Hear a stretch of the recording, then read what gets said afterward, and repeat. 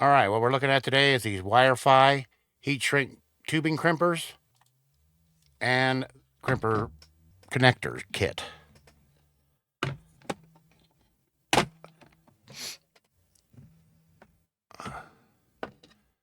So first of all, we're going to look at the crimper tool. What's nice is the ratcheting.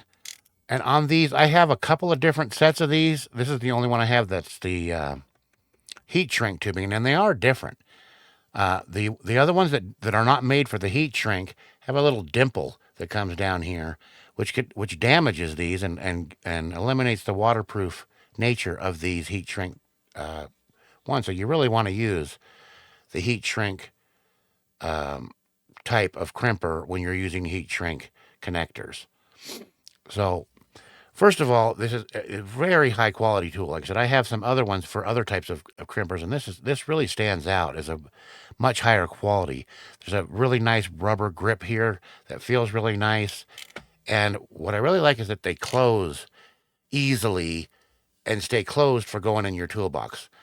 I have several others, like I said, that are different, and they all seem to want to come back down. You have to do it a bunch of times before you can get it to stay closed, and that's super annoying. But this is awesome. All right, so let's put a couple of ends on here. I need a couple of these to go on some 10 gauge wire. And this case is really nice. Easy to just get it out of the way. And I got a couple pieces of 10 gauge here.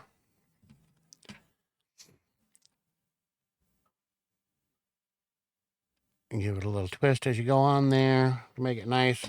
And this is really easy.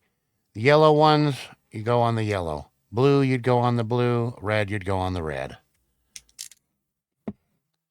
Put this right over that. Give it a squeeze all the way. It cuts loose. And again, we don't have a divot that went into there and tore that.